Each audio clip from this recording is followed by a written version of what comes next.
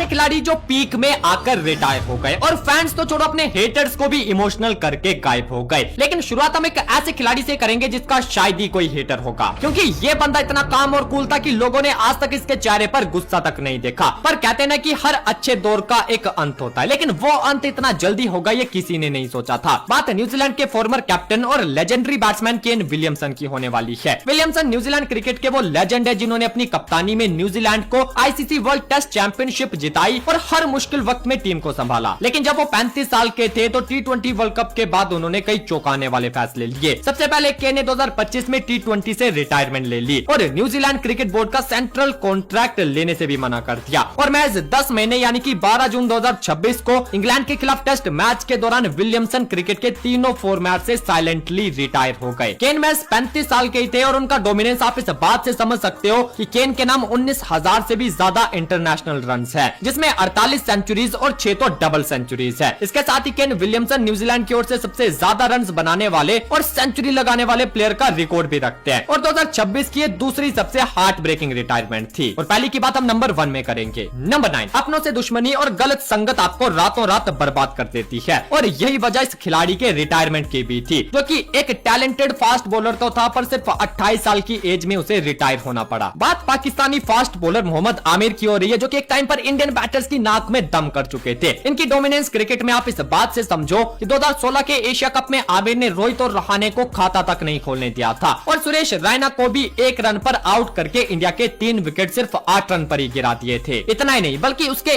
1 साल बाद champions trophy के फाइनल में भी इन्होंने रोहित शर्मा, विराट कोहली और शिखर धवन को सस्ते में निपटा दिया और यही वजह रही थी कि हम 2017 की चैंपियंस ट्रॉफी हार गए थे, वो भी पाकिस्तान से। भाई कुछ भी कहो पर यह बंदा टैलेंटेड तो था, लेकिन बोर्ड से दुश्मनी और उनके द्वारा किए गए टॉर्चर की वजह से मोहम्मद आमिर ने 27 साल की एज में टेस्ट क्रिकेट छोड़ दिया और जब उन्हें ओडीआई में मौके नहीं मिल रहे थे तो फ्रस्ट्रेट होकर उन्होंने साल 2020 में सिर्फ 28 साल की एज में अपनी रिटायरमेंट अनाउंस कर दी। पर फिर ठीक इसके 4 सालों के बाद मोहम्मद आमिर ने फिर से सबको हैरान कर दिया जब वो इस फैसले से पलट गए, क्योंकि उन्होंने पीसीबी के नए मैनेजमेंट और कप्तान बाबर आजम के कहने पर अपनी रिटायरमेंट वापस ले ली और 2024 का T20 वर्ल्ड कप खेला। लेकिन जो धार उनमें पहले थी वो अब खत्म हो चुकी थी, इसलिए आमिर ने उसी साल दिसंबर 2024 में सिर्फ 33 साल की एज में एक बार फिर से क्रिकेट के तीनों फॉर्मेट से रिटायरमेंट अनाउंस कर दी। नंबर 1, एक ऐसा प्लेयर जो पहली बॉल से अटैक करता था और उनका ग्लव वर्क तो मानो फ्लॉलेस था, लेकिन फिर भी उस खिलाड़ी ने अपनी पीक पर आकर इंटरनेशनल क्रिकेट को छोड़ दिया। तो ये कहानी है क्विंटन डिको की, जो कि साउथ अफ्रीकन एक्सप्लोसिव ओपनर और विकेट कीपर बैट्समैन थे। पहली बार साल 2021 में डिकॉक ने सबको हैरान कर दिया था जब उन्होंने सिर्फ 29 साल की एज में टेस्ट क्रिकेट को अलविदा कह दिया था और छोड़ने का जो रीजन उन्होंने बताया था वो था फैमिली को टाइम देने का, क्योंकि कोविड के बाद डिकॉक के लिए फैमिली जो थी वो फर्स्ट प्रायोरिटी बन गई थी। इसलिए टेस्ट क्रिकेट को छोड़कर वो अपना वर्कलोड कम करके ज्यादा से ज्यादा टाइम फैमिली के साथ स्पेंड करना चाहते थे। लेकिन इससे भी बड़ा झटका डिकॉक ने इसके अगले ही साल 2023 वर्ल्ड कप के बाद दिया, जब उन्होंने व्हाइट बॉल को अलविदा कह दिया और इस बार छोड़ने का रीजन फैमिली नहीं बल्कि फाइनेंशियल रियलिटीज थी। डिकॉक का कहना था कि उन्हें जितना पैसा इंटरनेशनल क्रिकेट से नहीं मिलता उससे कई गुना ज्यादा वो ग्लोबल फ्रेंचाइज क्रिकेट जैसे आईपीएल और बीपीएल जैसी लीग से कमा लेते हैं और वो पूरी तरह क्रिकेट से रिटायर होने से पहले अपनी फाइनेंशियल कंडीशंस ठीक करना चाहते थे। और साथ ही उनका यह भी कहना था कि एक टीम में खेलकर उनके अंदर कोई मोटिवेशन नहीं रही और इस एग्जॉस्शन के चलते उन्होंने व्हाइट बॉल को भी छोड़ दिया। लेकिन फिर आमिर की तरह डिकॉक ने भी अपनी रिटायरमेंट वापस ले ली जब 2025 में वो एक बार फिर से व्हाइट बॉल क्रिकेट के लिए साउथ अफ्रीकन टीम के साथ जुड़ गए और वापस आकर डिकॉक का कहना था कि इस ब्रेक ने उनके अंदर फिर से हंगर पैदा कर दी है। नंबर 7, आपको पता ही है कि नंबर 7 टीएबी क्रिकेट पर सिर्फ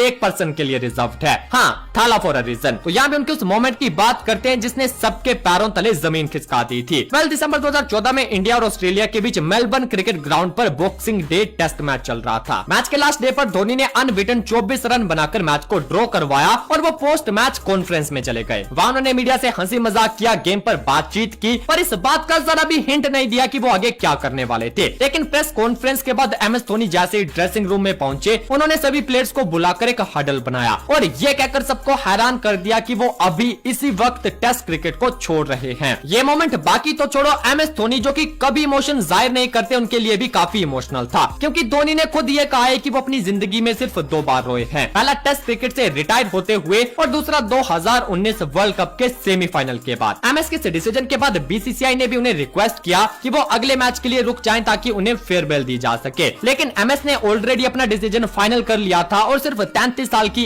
एज में वो रेड बॉल से रिटायर हो गए। और पता है सबसे बड़ी हैरानी किस बात की थी कि वो 90 मैचेस पूरे कर चुके थे और सिर्फ 10 मैचेस के बाद एमएस 100 टेस्ट मैचेस का माइलस्टोन इजीली पूरा कर सकते थे। नंबर 6, पैसा और टाइम कितना कीमती होता है वो इस प्लेयर की रिटायरमेंट आपको बताने वाली है। ये खिलाड़ी है वेस्ट इंडीज के निकोलस पूरन, जिनका नाम व्हाइट बॉल क्रिकेट में दुनिया के टॉप 10 एक्सप्लोसिव बैटर्स में हर जगह देखने को मिलेगा। और अपने छोटे से करियर में ये खिलाड़ी क्रिस गेल का रिकॉर्ड तोड़कर T20 में वेस्ट इंडीज का हाईएस्ट रन स्कोरर बन गया। लेकिन फिर जून 2025 में एक सोशल मीडिया पोस्ट के जरिए पूरन ने इंटरनेशनल क्रिकेट से रिटायरमेंट अनाउंस करके सबको हैरान कर दिया, क्योंकि तब उनकी एज सिर्फ 29 साल थी। अब इस रिटायरमेंट का मेन रीजन ये था कि पूरन दुनिया भर में चल रही T20 leagues like IPL, BBL, MLC, IL T20, CPL पर ही अपना पूरा फोकस करना चाहते थे, जहां उन्हें इंटरनेशनल क्रिकेट के मुकाबले मोटा पैसा मिलता था, क्योंकि वेस्ट इंडियन बोर्ड के हाल तो आपको पता ही है। तो इसीलिए फ्रेंचाइज क्रिकेट के बिजी स्केड्यूल और फाइनेंशियल सिक्योरिटी की वजह से पहले तो पूरन ने वेस्ट इंडीज का सेंट्रल कॉन्ट्रैक्ट ही साइन करने से मना कर दिया, और जब बोर्ड ने प्लेयर्स पर प्रेशर बनाना चाहा तो उन्होंने इंटरनेशनल क्रिकेट को अलविदा कह दिया। नंबर 5, भाई अच्छा हुआ ये बंदा जल्दी रिटायर हो गया, वरना आज तक सचिन सर का एक भी रिकॉर्ड नहीं बचता। खिलाड़ी का नाम है सर एलेस्टर कुक, जो कि 2024 से पहले इंग्लैंड की ओर से सबसे ज्यादा रन्स बनाने वाले खिलाड़ी थे। कुक लगातार रन्स बनाए जा रहे थे और जब उनके 12,000 रन पूरे हो गए तब लोगों को यह लगने लगा कि सचिन सर के हाईएस्ट टेस्ट रन्स का रिकॉर्ड वो तोड़ ही देंगे। इसके बाद 2018 में इंडिया और इंग्लैंड का 5वां टेस्ट मैच खेला जा रहा था, जहां कुक ने एक पारी में 71 और दूसरी पारी में 147 रन जड़ दिए। लेकिन दुख इस बात का था कि सर एलेस्टर कुक का ये आखिरी टेस्ट मैच था। एक्सपर्ट्स चीख चीख कर कह रहे थे कि कुक भाई साहब तुम अभी अपनी पीक फॉर्म में हो, क्योंकि सोचो 22 खिलाड़ियों में भी ये आदमी अपने आखिरी मैच में मैन ऑफ द मैच रहा था, और उस टाइम उनकी उम्र भी सिर्फ 33 साल की थी। लेकिन उन्होंने बस ये कहकर टेस्ट क्रिकेट को अलविदा कह दिया कि बस बहुत हो गया, अब मैं मेंटली थक चुका हूँ और मेरे पास अब टीम को देने के लिए कुछ भी नहीं बचा। नंबर 4, सिर्फ एक वीडियो मैसेज और बंदे ने 14 साल का करियर ही खत्म कर दिया। ऐसा खिलाड़ी जिसकी world wide following Virat Kohli से कम नहीं थी, और वो खिलाड़ी थे मिस्टर 360 डिग्री यानी द एलियन एबी डिविलियर्स, जिन्होंने 2004 से लेकर 2018 तक अपने क्रिकेटिंग सफर में 20,000 से भी ज्यादा रन्स ऑलरेडी बना लिए थे। साल 2018 में भी उनकी टेस्ट एवरेज 55 से ज्यादा की थी और बतौर बैटर उनकी फॉर्म पीक पर थी। लेकिन फिर 23 मई 2018 को उन्होंने एक वीडियो शेयर किया जिसमें वो कहते हैं कि अब मैं थक चुका हूं और शायद मेरी जगह किसी यंगस्टर को मौका मिलना चाहिए। उस टाइम डिविलियर्स सिर्फ 34 साल के थे, और बाकी क्रिकेटर्स की तरह ऐसा भी नहीं था कि डिविलियर्स ने सिर्फ किसी एक फॉर्मेट को छोड़ा हो, बल्कि उन्होंने ये कहकर हर फॉर्मेट से रिटायरमेंट अनाउंस कर दी, दैट द ऑल और नथिंग। लेकिन फिर 5 साल बाद यानी कि 2023 में डिविलियर्स ने अपनी रिटायरमेंट के दो से हिडन और डीपर रीजंस बताए, जो कि 5 साल पहले सबसे छुपाए गए थे। असल में पहला रीजन था उनकी आई इंजरी, क्योंकि उनके छोटे बेटे ने एक्सीडेंटली अपनी हील से डिविलियर्स की राइट आई पर किक कर दिया था, जिससे उनकी आंख का रेटिना डिटैच हो गया था। और डिविलियर्स ने बताया कि सर्जरी के बाद वो अपने करियर के लास्ट 2 साल सिर्फ अपनी लेफ्ट आई के सारे खेलते रहे। और दूसरा रीजन था 2015 वर्ल्ड कप के सेमीफाइनल में न्यूजीलैंड से मिली हार। डिविलियर्स ने बताया कि उस हार ने उन्हें तोड़ दिया था, और आज भी वो हार कहीं ना कहीं उनके अंदर मौजूद है। नंबर 3, एक नहीं, 2 नहीं, बल्कि 3 चैंपियन प्लेयर्स अगर एक साथ रिटायरमेंट ले लें तो